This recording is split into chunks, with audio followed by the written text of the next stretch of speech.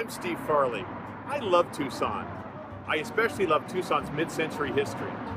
I did these murals, which are embraced by Tucsonans as a beloved treasure.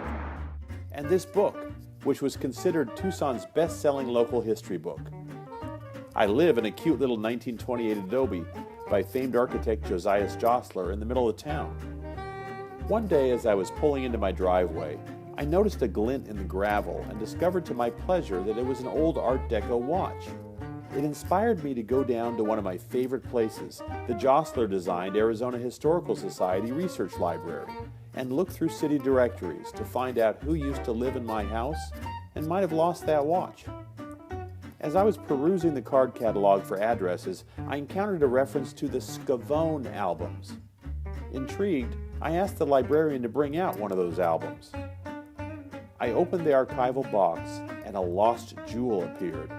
A beautiful leatherette-covered, spiral-bound 1930s-era black paper Eastman Kodak photo album with perfect little black and white point-and-shoot portraits of central Tucson homes taken from 1938 to 1942 by employees of the Valley National Bank from their curbside jalopies as records of their mortgage holdings.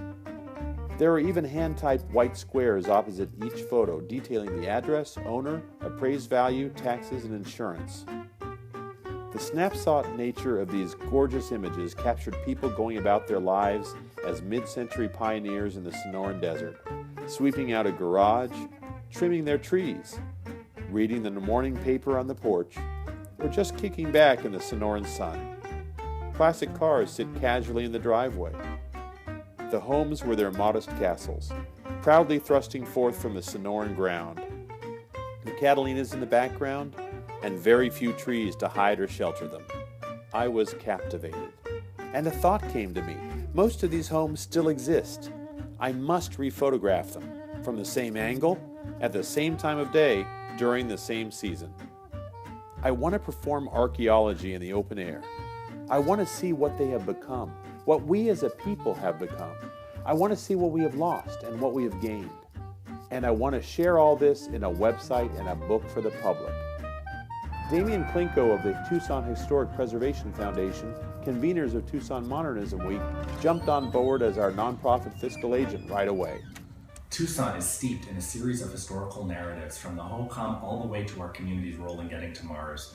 And this project is a way of looking at who we are and how we lived. These houses represent the everyday values of our community and how they've transformed over time. This is a stupendous project and we hope you will join us in supporting it.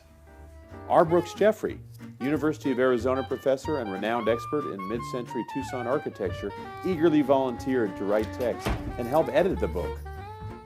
I'm really excited about this project because it gives me an opportunity to talk to a different variety of audiences, whether it's everyday person looking at how architecture changes, to an academic viewpoint of how subdivisions changed over time, to the evolution of how landscape is used in Tucson. It's an amazing opportunity to tell a variety of different stories to a variety of different audiences.